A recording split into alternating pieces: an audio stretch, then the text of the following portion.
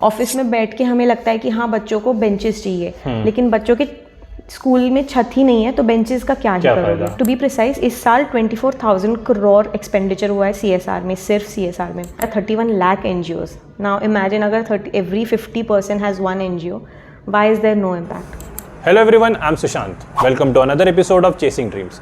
आज हमारे साथ है miss Utkarsha Raje Pandare. Utkarsha PSR sustainability foundation की डायरेक्टर है। वे हमें आज इम्पैक्ट कंसल्टिंग के बारे में बताएंगी, तो चलिए उनसे मिलते हैं।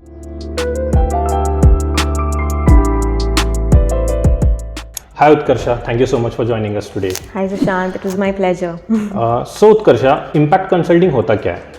So basically impact लाने के लिए through companies, through NGOs, through philanthropists जो कंसल्ट करता है, जैसे कि हम लोग अभी कंपनीज को भी कंसल्ट करता है, गवर्नमेंट को भी कंसल्ट करता है, एनजीओज को भी कंसल्ट करता है। सो बेसिकली कोई भी project in the social sector, environmental sector to create impact is impact consulting. So basically devising a strategy for all of these people as to how to create better impact. So Utkarsha, last हमारे conversation में जब हमने इस बात पे discuss किया था, आपने बताया था कि कॉर्पोरेट सोशल रिस्पॉन्सिबिलिटी होती है। So basically what is corporate social responsibility?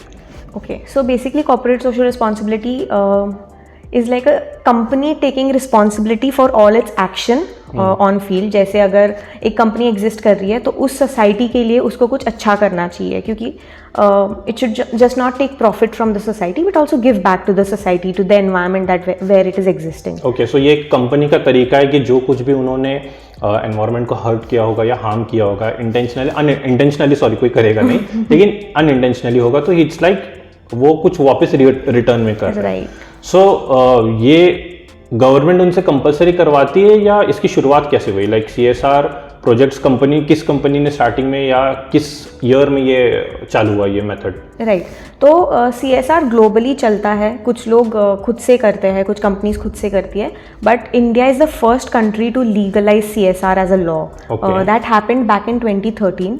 2013 के कंपनीज एक्ट के हिसाब से हर कंपनी को अपने प्रॉफिट का 2% देना पड़ता है for CSR activities, may be social or environmental, just to make sure that companies are giving back.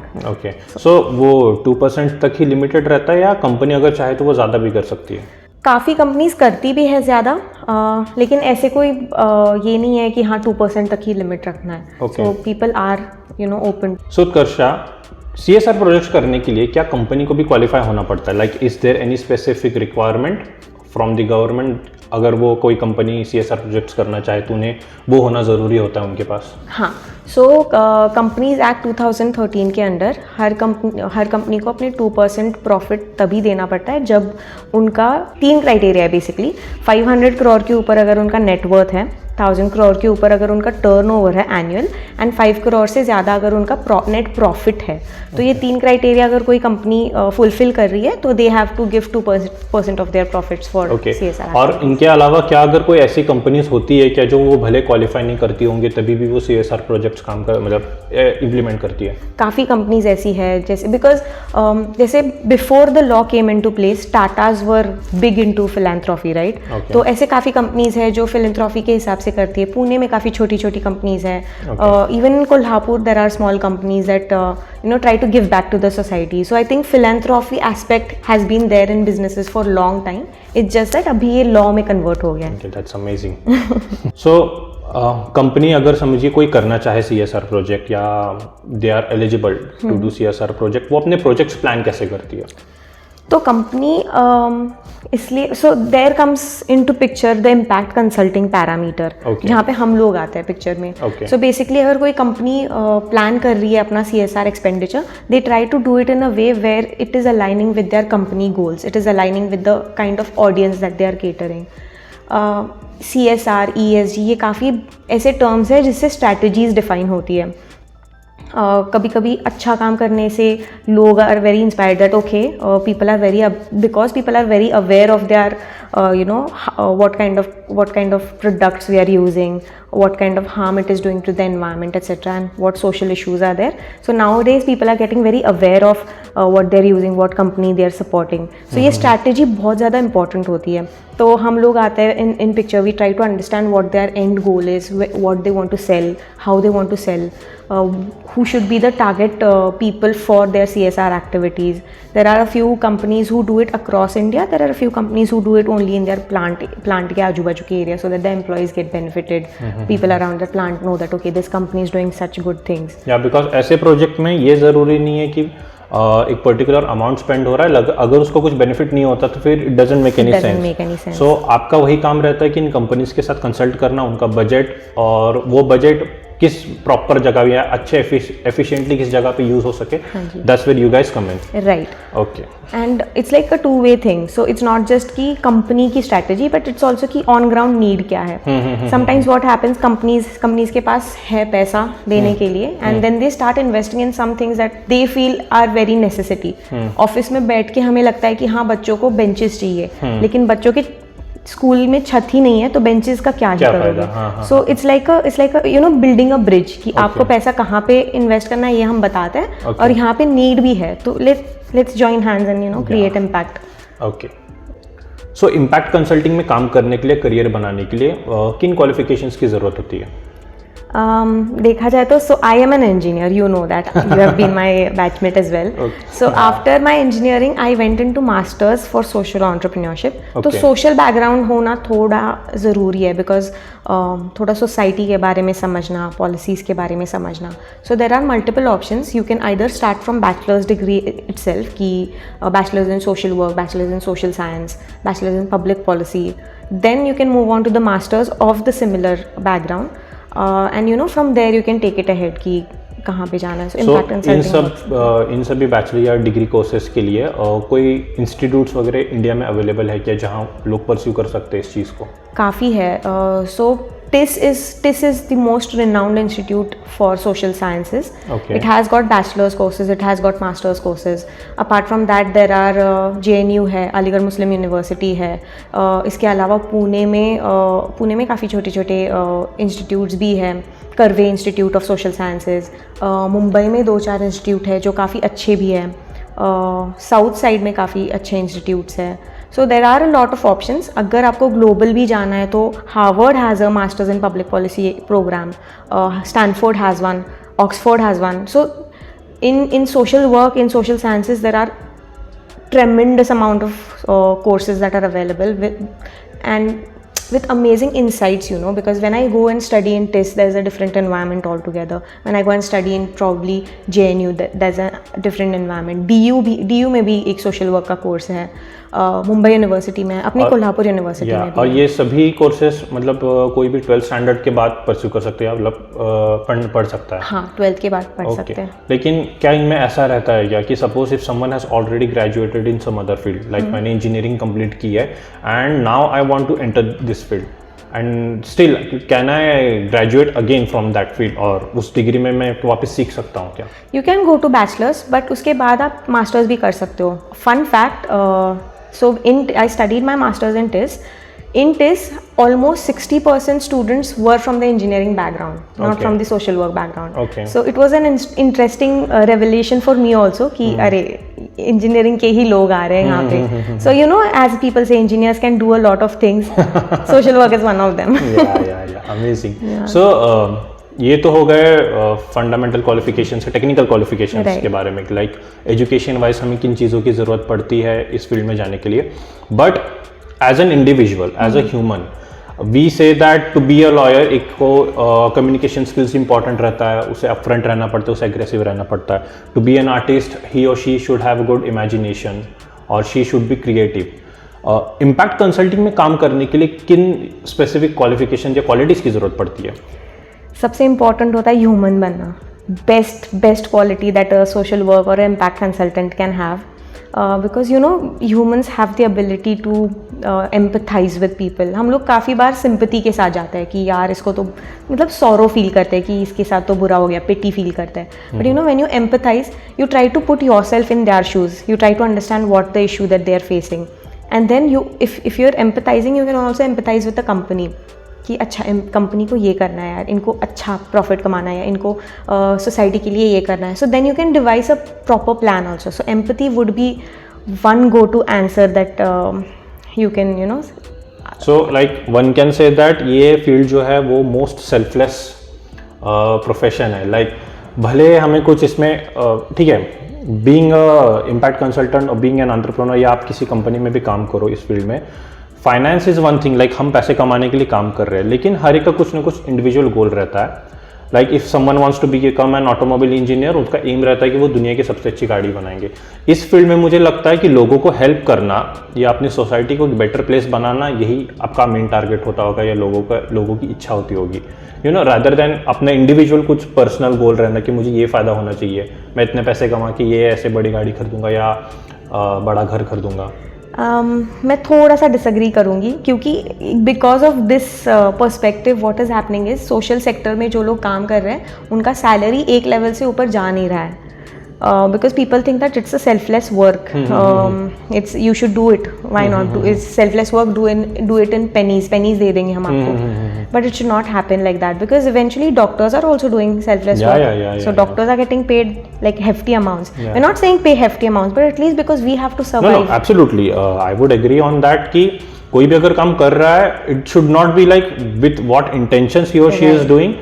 The amount of work she does और या जिस तरीके का इम्पैक्ट वो क्रिएट कर रही है, it should be rewarded with what ever like she deserves. ऐसा नहीं होना चाहिए कि कोई ठीक है कोई सोशल किसी को हेल्प कर रहा है तो ज़रूरी नहीं कि उन्हें कम समझा जाए या कम पे किया जाए. दे शुड मतलब उन्हें भी इक्वली उतना पे किया जाए जितना बाकी के प्रोफेशंस में किया जाता है. And coming back to your question as to if it's a selfless task, I think it should be a smart task. Smart plus, you know, helping others should be a smart task. Because if you're thinking and, you know, trying to bring somebody else ऊपर, ये सिर्फ अपने लिए चीज़ नहीं है ना कि हाँ चलो मैंने मास्टर्स कर लिया फिर मैं जॉब कर लूँगी. आपको सोचना है कि उनको कैसे ऊपर लाए. So it should be more of street smartness थोड़ा होना चाहिए, wherein you are selfless, you are giving to the society but making sure that they come up.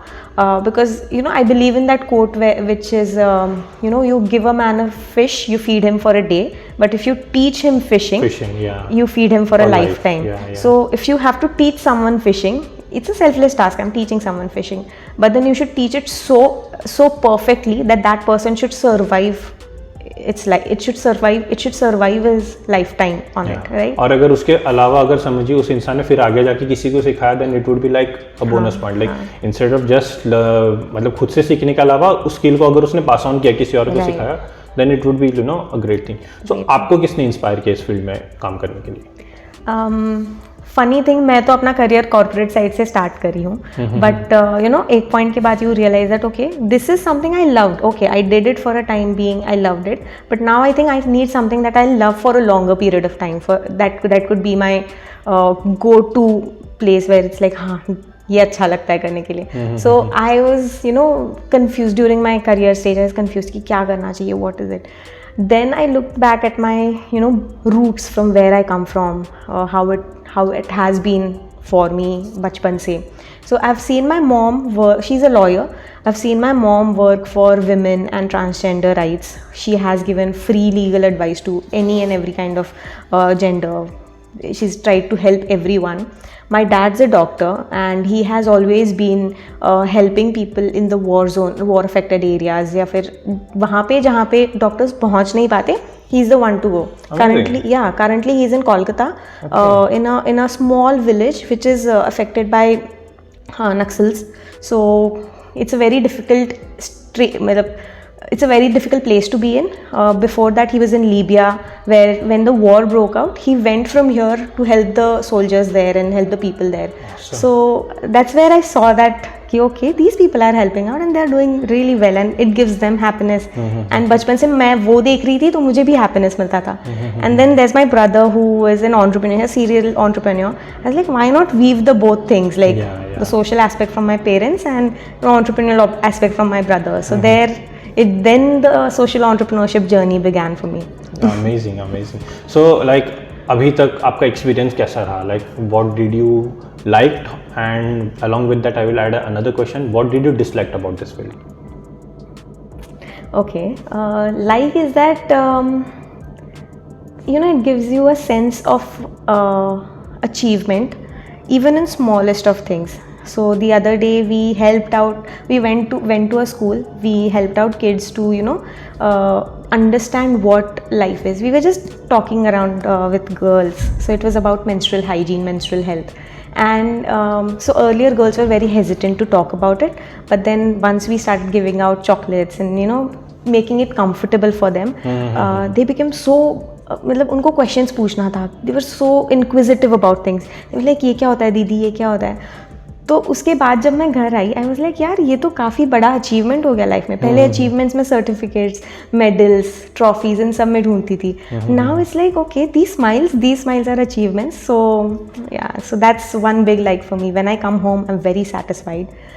One dislike I might not say, but one thing that sometimes with such environment you tend to bring things home, right? Because I'm in the social sector, there's a lot of pain and agony out. When I go on field, I see a lot of pain, I see a lot of and when you empathize with people, you try to be in their shoes. Sometimes you forget to take off those shoes, right? So it becomes kind of very difficult to come out of that. But I think that's a process, that's a learning process.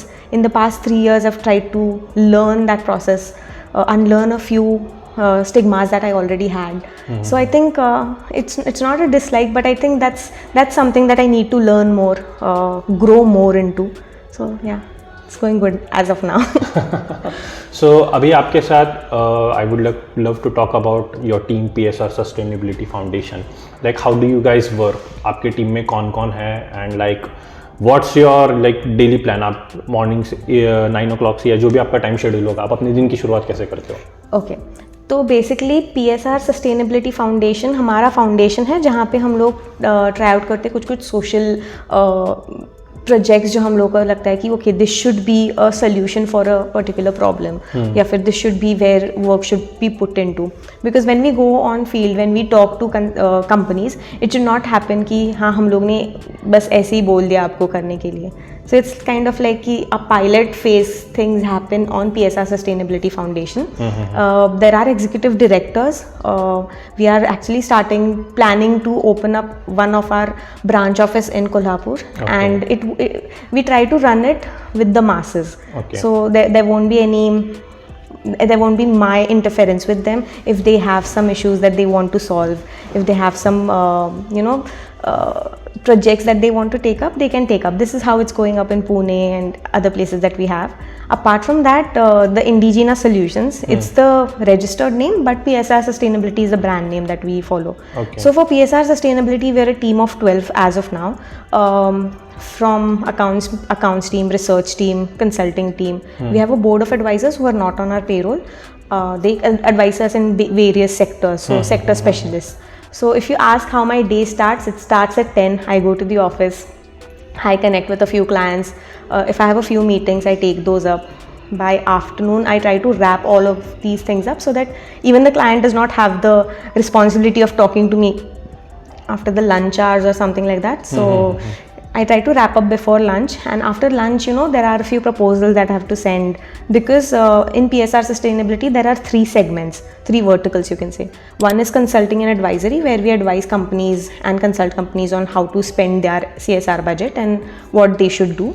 The second part is implementation. This part is actually very interesting because we collaborate with on-field implementers who are innovators in their field. So somebody who has started some innovation or created some innovation in their garage might not be comfortable to take it directly to the company. So we become that bridging gap, because we know what the issues are on field. आपके वजह से उन्हें भी chance मिलता है अपना skill set या अपना भी नाम बनाने के लिए, परफॉर्म करने के लिए.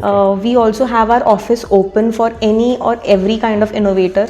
अगर किसी को आना है तो we have our office premises open, they come, they sit, they work. क्योंकि कभी-कभी लोगों के पास स्पेस नहीं है काम करने का. For how long will you go and sit in CCD? For how long will you go and sit in Starbucks, right? It's not very convenient. एक तो startup है, you have to save money. Absolutely. It's a very like tight rope job. So that's one part, and the third part is research, because on-field research is very much important when you're into consulting. अगर आपके पास data नहीं है तो आप कुछ suggest नहीं कर पाओगे. And apart from that, research में एक impact assessment side भी आ जाता है, जहाँ पे हम लोग companies ने अभी तक जो काम किया है उसका impact gauge करते हैं, which is important so that next time they understand where they went wrong, there are gaps, there are recommendations. So the report is very comprehensive in nature. And actually it's a great thing that Indian government has made mandatory impact assessment for projects that are above 1 crore in value. So 1 crore के ऊपर अगर कोई project है तो फिर उसके लिए impact assessment mandatory है. लाइक एग्जीक्यूट होने के बाद उसका कितना इम्पैक्ट पड़ा, जो हमने इनिशियली रिजल्ट अज्यूम किए थे वो रिजल्ट्स मिले कि नहीं, so basically that comes.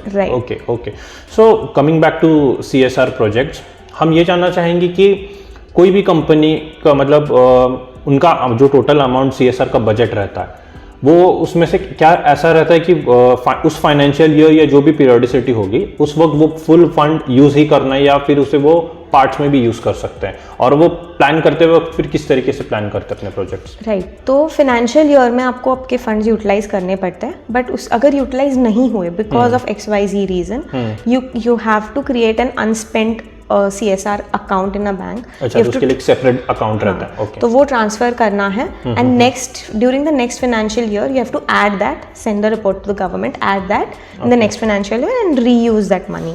So you have to give reasons as to why it was not spent, and if in case you have given it to a NGO for the expenditure and NGO by some chance was not able to spend it in that one financial year, they have to return it to the company has to put it in the unspent funds and then reuse in the next year. So it's a huge process, but I think that's because government really wanted to bring in regulatory measures to, you know, make sure that CSR funds are being rightly spent within the year. So you can spend it, there are long projects as well and there are short projects as well. तो short projects एक साल में ख़त्म होते हैं. If you have mentioned there is a long project above 1 year, 2 year, 3 year तक रखते हैं usually, then it is allowed कि हाँ long project है, that's why it's taking this much thing, that's why we have allocated budget, X amount of budget for 3 years. वरना you have to return it to the different account. So every profession has their pros and cons. Like हर जगह लोग अलग तरीके से उस field को manipulate करने की, इन्फ्लुएंस करने की कोशिश करते ही है. Now impact consulting being corely like जहाँ लोगों को हेल्प करना रहता है, and we know that human tendency है कि जहाँ थोड़ा लूप होल मिले वो उसका गलत इस्तेमाल करने की कोशिश करते हैं. So according to your experience, अभी तक इस फील्ड में आपने कोई ऐसा चीज़ एक्सपीरियंस की है क्या जहाँ लोगों ने कुछ गलत फ़ायदा उठाने का कोशिश किया? क्योंकि लोगों को हेल्प करना, लाइक वी बेसिकली नो कि NGOs या बहुत सारे लोग, इसलिए कोई छुपाने वाली बात है नहीं, सोशल वर्क को या किसी को हेल्प करने को एक बाहर एस्केप रूट की तरह इस्तेमाल करते हैं, अपने ख़राब जो भी उन्होंने गलत तरीके से, basically to be precise black money को ये करने के लिए, रिलीज करने के लिए, कवर अप करने के लिए इस्तेमाल करते हैं. Like in your experience, have you came into any similar situation where you have seen that some, I won't ask you to name those companies, but have you seen any people misusing this profession?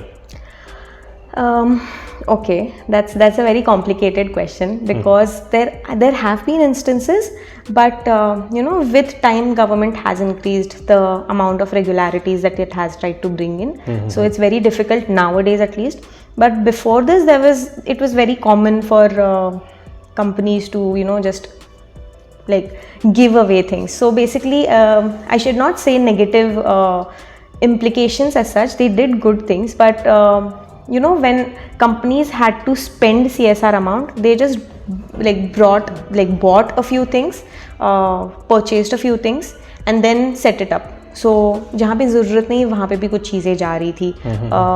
For example, you know, very pure water available in the most remotest of areas, वहाँ पे RO setup कर दिया. Now that RO is not being used, that will actually cause 70% of water loss. Apart from that, RO का जो TDS level है, it will bring it, so RO की वजह से इतना नीचे आ जाएगा कि actually it will be harmful for your health. तो वो यूज़ एक साल बाद यूज़ होना बंद हो जाएगा. So you're putting 5 lakh rupees worth a machine in a remote village where it is not necessary also. तो ऐसे काफ़ी प्रोजेक्ट्स हुए, which is why impact assessment वाला एक रूल अभी गवर्नमेंट ने लाया है कि अगर आप इन्वेस्ट कर रहे हो तो आप इम्पैक्ट दिखाओ हमें, क्योंकि 5 लाख की एक मशीन ऐसे लोगों ने ऐसे किया है कि हाँ हम लोग ने 15 विलेजेस में सेट कर दी, 20 विलेजेस में सेट कर दी, बट उसका इम्पैक्ट किसी ने नहीं देखा. So that was one of the aspect that was earlier happening, which is why we got into the profession, which where we were like कि यार अगर इतना पैसा, so basically to be precise इस साल 24,000 करोड़ एक्सपेंडिचर हुआ है CSR में, सिर्फ CSR में. अगर इतना पैसा खर्च हो रहा है तो इम्पैक्ट भी तो दिखना चाहिए ना. So that's why we got into the profession. We were like कि चलो let's try to create a bridge which is trying to make impact, which is creating impact. तो हाँ काफ़ी सारी चीज़ें हैं. NGOs काफ़ी, there are 31 lakh NGOs. Now imagine अगर every 50 person has one NGO, why is there no impact? So there are going to be NGOs who have just existed to do all of these things that you were talking कि हाँ खराब पैसा या फिर उनका जो excess amount. इस बात पे मैंने ये सवाल इसलिए पूछा क्योंकि जब हमारी पहली बार बात हुई थी when we first talked or when we were planning to do this video, हमने ये मेरे दिमाग में ख्याल आया था कि अगर समझो NGOs है वो काम करते हैं, so there must be a certain set of people जो नकली NGOs बना के फंड्स लेते होंगे.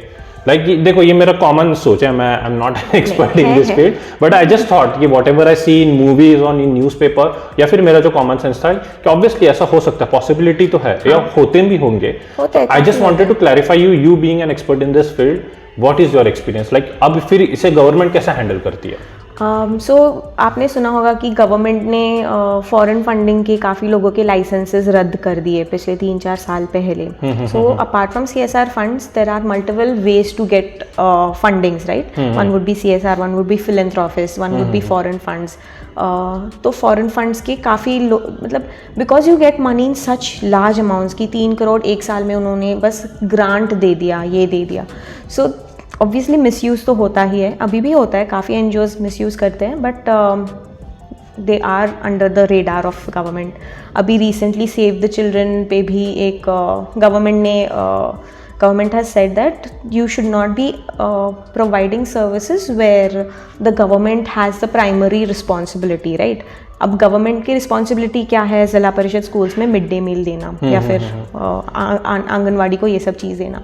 सो now there are a few NGOs who want to support the government. They are doing a good job, no doubt. But then what happens is that sometimes when they try to raise funds, a little bit of misinformation spreads कि अच्छा तो government काम नहीं कर रहा है, क्यों नहीं कर रहा है. So government is also aware of all of these things कि because of that this should not happen. So अभी recently I think 4 दिन पुरानी न्यूज़ है, 2 of the NGOs were given a warning that you should stop such fundraising if you want to help. Save the Children is like huge. Save the Children government के साथ खुद से काम करते हैं, वो काफ़ी जगह पे support भी करते हैं. But still they got a warning. So you can see how regularized this sector is, actually the NGO sector. There are obviously going to be a lot of NGOs that keep on working like that, but we should try to avoid the negatives of any sector. Every sector has its negatives. Social sector का भी same ही है. But yeah, there are a great amount of NGOs that are really working really well for tribals, for marginalized people, for women, for kids. इतने सारे projects हो रहे हैं. So it's amazing sector. और ठीक है, बुरे लोगों के बारे में बात कर लिया, थोड़े अच्छे लोगों के बारे में भी बात करते हैं. when I started my entrepreneurial journey, अलग अलग स्टार्टिंग में जब भी मैं लोगों को देखता था, फिलैंथ्रोपी से मैं भी बहुत इंस्पायर हुआ था. So to be frank, what inspired me to become an entrepreneur, Bill Gates was my one of the biggest inspiration. Okay, I used to see him helping people left and right, वो नहीं कुछ सोच रहे थे. Okay, Azim Premji, one of the biggest philanthropist of our country, उनसे भी मैं काफ़ी इंस्पायर हुआ. तो इनके अलावा क्या ऐसे कोई और फिलैंथ्रोपिस्ट है या लोग हैं जो अच्छा काम कर रहे, जो आपके नोटिस में है, जिन्हें रिकॉग्निशन मिलना चाहिए? काफ़ी है यार. So there is this person, Chandrapur side में एक स्कूल है. Okay. He has been running the school for the past, I think, 10-15 years, but he has created a vast impact. He's not recognized probably इतना ज़्यादा, he's not famous as much, क्योंकि जो हुए हैं उनको अच्छे से पद्म भूषण ये सब मिला है. सो recognition is there in this field. If you're doing a great job, people will recognize. So this person has created a school.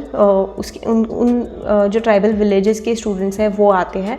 He has created such a उन्होंने खुद का एजुकेशन का पैटर्न क्या क्या सिखाना है वो सब. सुबह आई थिंक 6 या 7 को स्टार्ट होता है with exercise with cleaning. So he is try to capture the Japanese like Japanese method of teaching and all. तो वो सिखाता है कि क्लीन कैसे करना है. स्कूल के बाद क्लीन करा के लेते हैं. उसके बाद स्कूल के बाद फिर एक और सेशन होता है जहाँ पे वो एक्सरसाइज करा के लेते हैं. So it's like a because it's a village setup no. तो बच्चों को भी टाइम मिल जाता है ये सब करने के लिए. I think such education methods should be opted by the city folks as well, because that actually inculcates a lot of value systems, right? So that's one. There are a lot of people. There's another person in Pune itself. He has been trying to create awareness around waste management. तो अभी कैसे हमारे cities तो landfill से भर रहे हैं, but now what is happening is villages are getting like उनके यहाँ पे जो waste collect हो रहा है वो भी काफ़ी बढ़ रहा है. So what he is doing is he's trying to create a model from the villages itself. And he is trying to make sure that जैसे सिटीज़ का हो गया कि अभी लैंडफिल्स पूरे भर चुके हैं वैसे विलेजेस का ना हो. So is trying to recycle all of the waste that is been collected in the village. He has taken around 27 villages अभी in Nashik and he Nashik या Nagpur and he has been supported and incubated by a few incubation अपनी government के. So he is also doing a good job and his name is Kapil. He's also doing a good job. So all of these innovators, we collaborate with them constantly, so we kind of know. There is another person who has developed a gravity-based water purification system. Okay. Yeah. So it's based on a UF. I think even I think we had a discussion as well, right? One of your friend has also developed similar kind of setup. Yeah. Right. So like him only, there's one in Pune and he has tried to fit it in such a compact way कि अगर hand pump पे भी लगाओगे आप, उसको AP700 बोलते हैं, hand pump पे भी लगाओगे तो you will get purified water. Usually it's been used in disaster projects. A lot of UNICEF, Red Cross, ये लोगों ने काफ़ी उनको सपोर्ट किया है. Last year only we lost him, but amazing guy, amazing technology he has developed. So like as I was speaking about Bill Gates and Azim Premji, like those were the people who has created a tremendous or who has given a tremendous impact in everyone's life. What I would love to know that ठीक है उनकी level पे पहुंच के काम करना ज़रूरी नहीं है. As an individual, as a common man, हम किस तरीके से कुछ इम्पैक्ट छोड़ सकते हैं, कम्युनिटी के लिए कर सकते हैं? छोटी छोटी चीज़ों में भी काफ़ी बड़ा इम्पैक्ट हो सकता है. We are actually trying to create awareness as to सिर्फ लोगों को देने से कुछ नहीं होगा. आप देते जाओगे वो लेते जाएंगे. Try to create a sustainable model. बहुत लोग डिसएग्री करेंगे बट हर चीज़ के लिए एक एग्जिट पॉलिसी होनी चाहिए, है ना. हम लोग कंपनीज़ के लिए भी रखते हैं कि हाँ हम लोग ये करेंगे वो करेंगे and then we leave. But then why not similar approach for NGOs? Why not, you teach them, you make them sustainable, you create an environment where they can grow on their own and you move out of there. You focus on another region. So I think that should be one of the approach that NGOs should have or even philanthropists should have. And philanthropist कोई ऐसा नहीं होना चाहिए कि हाँ 50 करोड़ दे दिया, 3 लाख दे दिया. तुम 10 रुपये दे दो. बहुत सारे ऑर्गेनाइजेशंस है वो 10 रुपये मील्स देते हैं for kids, for tribal people etcetera. Support them. You will also get tax exemption. Government ने काफ़ी चीज़ें ईजी भी करके रखी है कि अगर आप किसी को डोनेट कर रहे हो आपको टैक्स एग्जेम्पशन भी मिल रहा है. So I think every small help that you can do, खुद से करो, NGO के साथ मिल के करो, it's going to do great impact. और अभी हम इस टॉपिक पे बात कर ही रहे हैं तो दूसरों को सेल्फ सस्टेनेबल बनाने से पहले खुद सेल्फ सस्टेनेबल बनना ज़रूरी है. So how do people can move in that direction, like खुद को पहले कैसे इम्प्रूव कर सकते हैं? I think very simple and I always say this that life is like a sine wave. It's like ups and downs. जब down आता है तो गिव अप नहीं करना है, कितना भी, everyone is going to have a down, I had a down because when I started back in 2019 immediately COVID आ गया. COVID I was scared, I was like नहीं क्या करेंगे हम क्या करेंगे फिर, क्या ही करेंगे, because companies were then investing in बस कि हाँ कोविड masks दे दो, because that was a necessity at that point of time. So I was like okay, now I can't do anything. I was very helpless, but then I realized okay, then we started the NGO. Then we were like okay, let me do it from my own savings जो भी है. So I think the only thing to create a self-sustainable you is to not give up when you're in your down point of your life. Because trust me, after every night day comes, there's a lot of motivational quotes that you and every other person might be hearing, but it is very true. I think that's one of the takeaways. And apart from that, you know, people should keep on learning. Masters होने के बाद या PhD होने के बाद अच्छा चलो अब तो मैं पूरी पढ़ाई होगी, वैसा कभी ऐसा नहीं होना है. Because even till date, even today, I learned something. I learned how particular you were about, this entire setup. You made sure that you called me. So, you kind of keep learning. I learned from you. Tomorrow, probably I'll learn from something else. Whoever is listening this podcast will probably learn from us. So, I think learning process should not be kept only restricted to colleges, schools, universities. It should be beyond all of that. You should try to learn all of these things. So basically learning is not just a process, it's a mindset. लोगों का उस तरीके से नज़रिया होना चाहिए.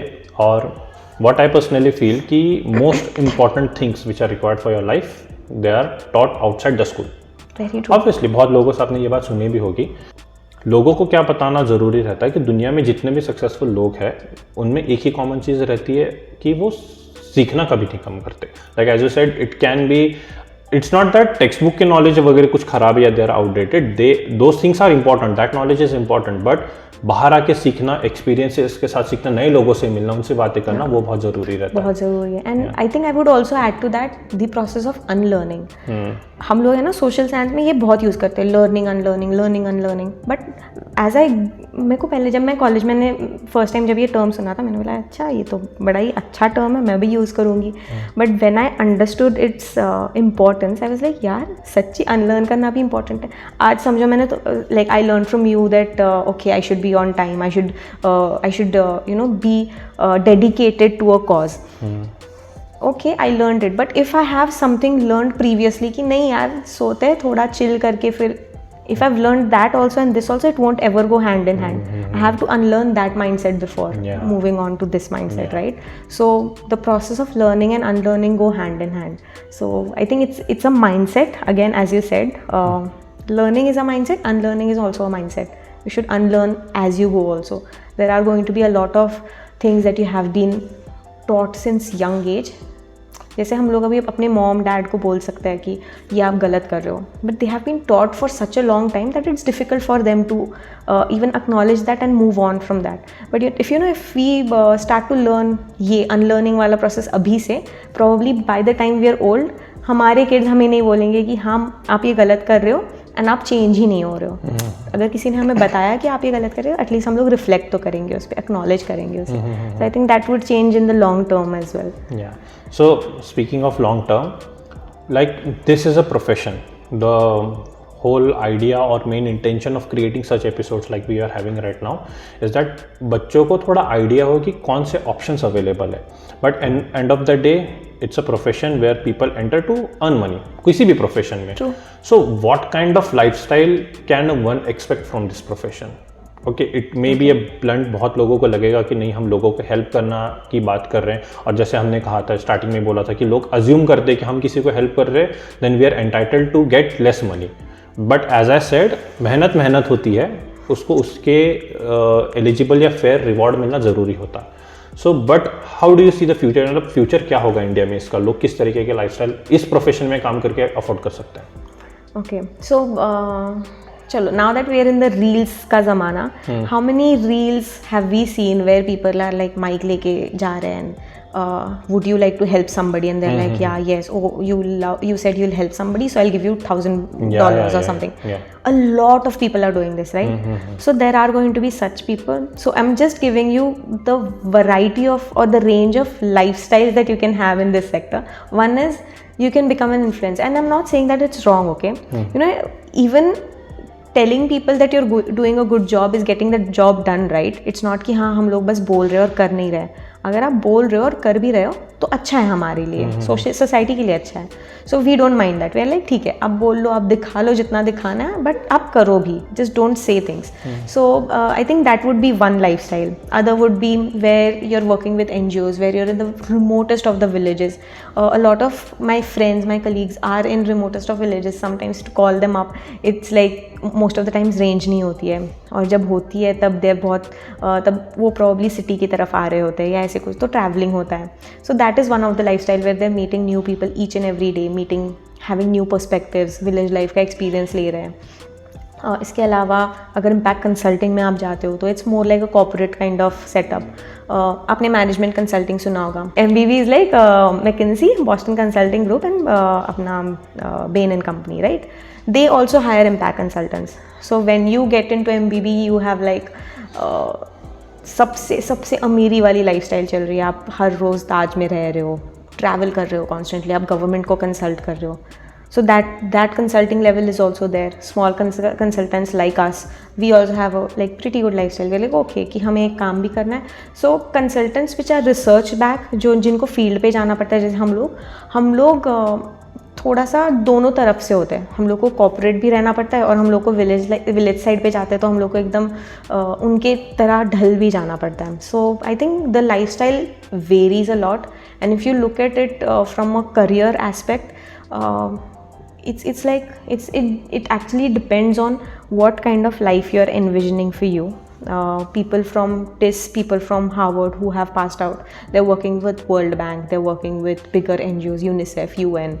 Some of them are working with अपने government ministers के need. So government has created posts such as YP for suppose skill and development. So these posts are also available for kids like us, and government is paying good amount. They're paying 60,000 per month, etc. Oh my God. Yeah, and if you go into bigger consulting firms, they are paying around 2 lakh per month and all.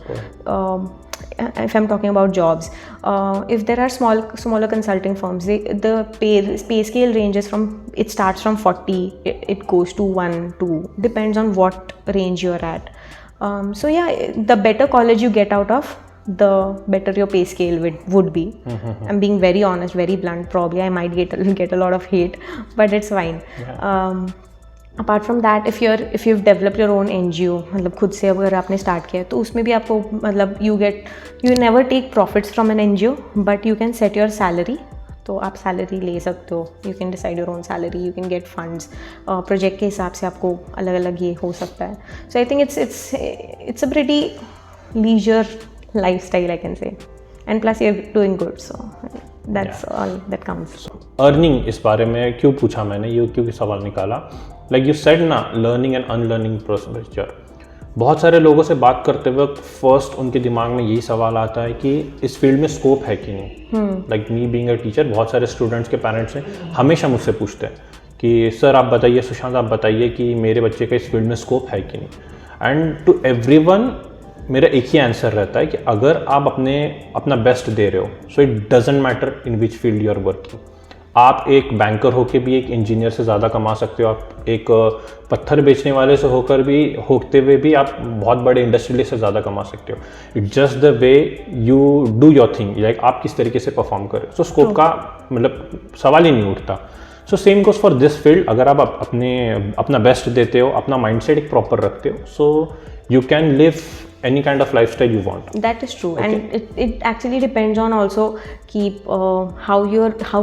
where you want to go into. NGOs में जाना है तो फिर your pay scale is going to go down, but you're going to get amazing life experiences. Yeah. If you're going into impact consulting, your life is going to be hell because you have to work for more than 12 hours, 15 hours, 18 hours. So if they're paying you more, they will get a lot of work done from you. And if you're getting paid less, you're going to, it's not like कि paid less है तो फिर काम कम होगा. काम तो होगा लेकिन experience भी होंगे. तो it's all. But हर जगह में, हर फेज में आपको कुछ ना कुछ रिटर्न में वैल्यूएबल चीज़ मिलेगी। दैट क्योंकि क्या रहता है ना कि आप हर चीज़ को एक पर्टिकुलर अमाउंट से नहीं जज कर सकते, पैसे से कर सकते। लाइक आज के टाइम में अगर कोई भी गूगल कर ले तो सबसे बड़ा आज के टाइम में यूथ में प्रॉब्लम है जॉब सेटिस्फैक्शन का। अगर आप कहीं भी काम कर रहे हो और आपको मज़ा नहीं आ रहा काम करने में, तो काम करने का मतलब नहीं बनता। भले आपको मंथली 5-6 लाख रुपीज़ मिल रहे होंगे, but in the end of the day, when you come back home and you're not happy the way you spent your entire day, it doesn't make any sense. That is true. So for anyone who is aspiring to join this field, what would you advise? आप उन्हें क्या सलाह देना चाहोगे? So basically when we talk about social work, हम लोग as a whole देखते हैं, बट सोशल वर्क के अंडर भी काफ़ी ऐसे इतने नीश सेगमेंट्स हैं, जैसे women studies, Dalit and tribal studies, community development.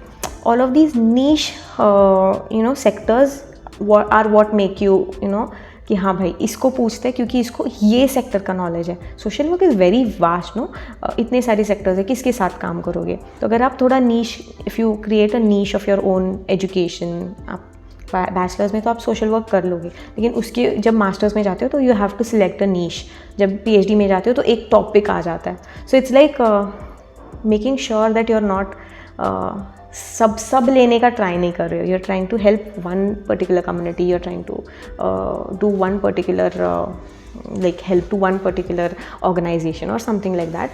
So it does not matter if you're coming from a science background, if you're coming from an engineering background, or a doctor's background. In TIS there is a course which is public health, masters in public health.